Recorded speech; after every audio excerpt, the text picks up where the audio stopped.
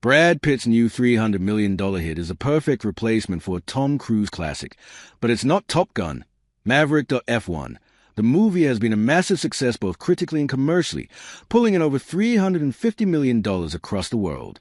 The film is the most recent outing from acclaimed director Joseph Kosinski, whose previous hit feature was a Best Picture-nominated Top Gun, Maverick. Now that F1 could also receive a Best Picture nomination, the director is receiving huge amounts of praise. This has understandably led many to compare F1 to Top Gun, Maverick, but there's actually another project that more closely resembles a high-octane storytelling of F1. Both Tom Cruise and Brad Pitt are among the most popular and highest-earning actors of their generation, and their respective collaborations with Kosinski are reminiscent of another sports drama from the early 90s, so the comparisons may be primarily between F1 and Top Gun, Maverick. But the more accurate correlation for Pitt's new action movie is with Tony Scott's Days of Thunder. Released in 1990, Days of Thunder follows Tom Cruise's lead, a professional racing driver who strikes up a friendship with his competitor and later enters a heated rivalry with a newcomer on the track.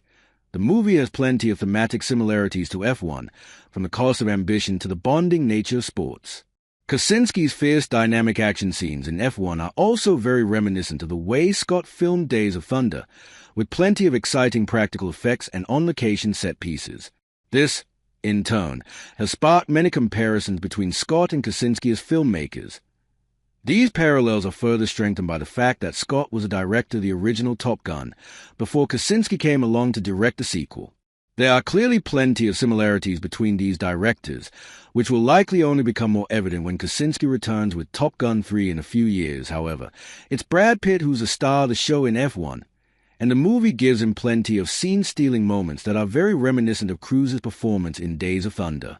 The pair previously crossed paths on 1994's Interview with the Vampire, but Cruise and Pitt surprisingly haven't worked together since then, despite their careers following very similar high-profile trajectories.